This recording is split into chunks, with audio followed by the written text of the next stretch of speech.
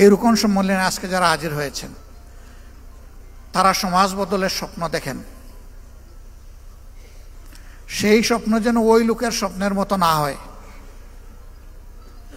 একজন তার বন্ধুদেরকে বলেছে, গত রাতকে খুব তৃপ্তি নিয়ে খেয়েছি, পেট ভরে। গত রাত্রে কখন ডিনার? জি না, ডিনার না। ডিনার কি খেয়েছিল? বলে হ্যাঁ, তা খেয়ে তো ঘুমিয়ে পড়েছিলাম। তো ঘুমিয়ে পড়েছিলে, ঘুম ভেঙে তুমি কি সাহারি করেছো? তাও না। তাইলে কি খেলে?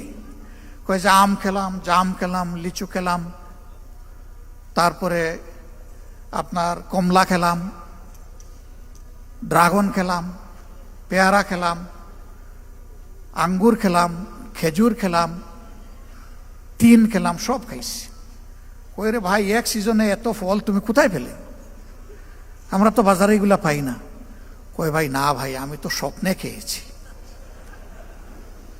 আচ্ছা, স্বপ্নে যে তুমি খেলে, তো আমটা কোন কোয়ালিটির ছিল? না, এগুলা দেশে কিছু ভালো ছিল, কিছু পোকাও ছিল, কিছু মিষ্টিও ছিল, আবার কিছু টকও ছিল। থামো, আর বলতে হবে না তোমাকে।